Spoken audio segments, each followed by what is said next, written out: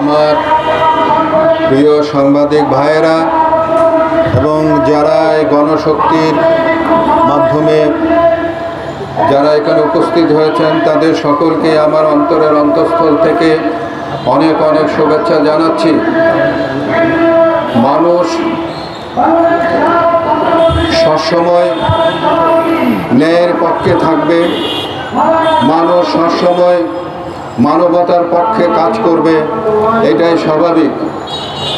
আজকে ফিলিস্তিনে এই যে হত্যাযজ্ঞ চলছে, প্রায় 50,000-এর উপরে মানুষকে মৃত্যুবরণ করতে হয়েছে এবং 1 লক্ষের উপরে মানুষ আহত হয়েছে।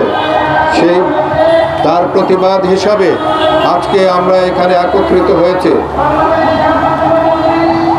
আমরা বলতে চাই যে জাতিসংঘ আজকে মানবতার এই যে চরম অবনতি, তার জন্য জাতিসংঘ কি করছে?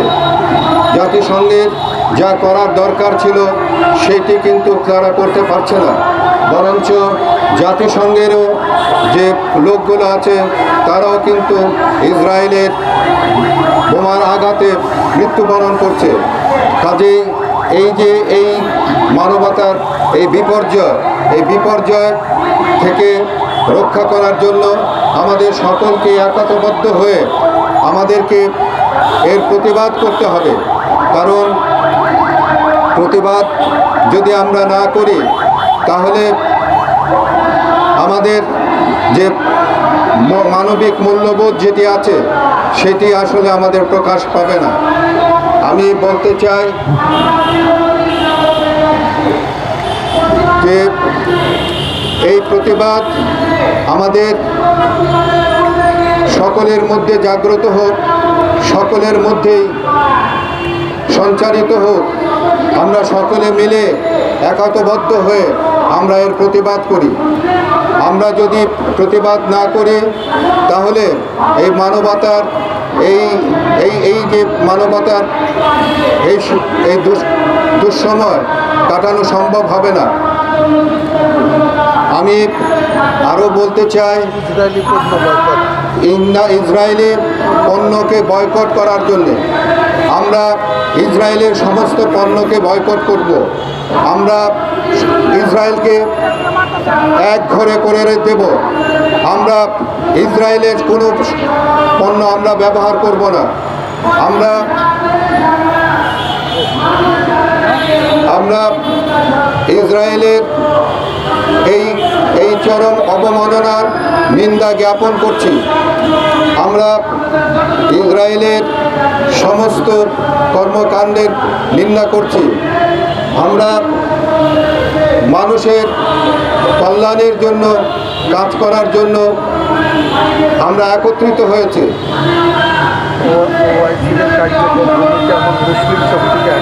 ওআইসির কার্যকর ভূমিকা পালন করার জন্য আমরা আহ্বান করছি, কার্যকর ভূমিকা পালন করার জন্য আহ্বান করছি।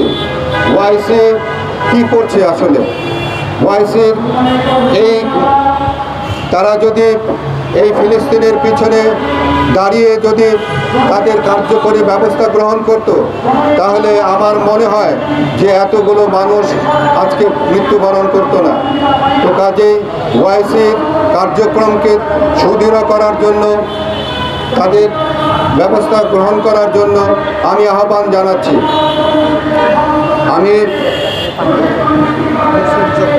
আমি মুসলিম বিশ্বকে একত্রিত হয়ে এর প্রতিবাদ করার জন্য আমি আহ্বান জানাচ্ছি। সারা বিশ্বের নির্যাতিত মুসলমানরা একত্রিত হোক, সারা বিশ্বের নির্যাতিত মানুষ একত্রিত হোক, মানবতার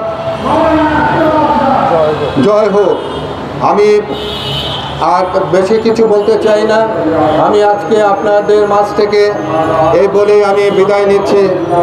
আমরা আশা করি যে আমাদের এই আজকের কর্মসূচি সফল হবে ইনশাআল্লাহ। আমরা আমরা আগামী দিনের রাজপথে আছি, আমি থাকব এবং আমি সকলকে নিয়েই আমি এই রাজপথে অন্যায়ের বিরুদ্ধে ভূমিকা রাখবো। ফিলিস্তিনিদের অধিকার আদায়ের জন্য আমি সংগ্রাম করে যাব ইনশাআল্লাহ। আপনারা সকলে ভালো থাকুন। আমি আমার সাংবাদিক ভাইদেরকে আবারও আমি আমার আন্তরিক অভিনন্দন জানাচ্ছি। আমার সঙ্গে যারা আসছেন তাদেরকে আমি আন্তরিক অভিনন্দন জানাচ্ছি এবং এই বলে আমি আমার বক্তব্য শেষ করছি। আল্লাহ হাফেজ।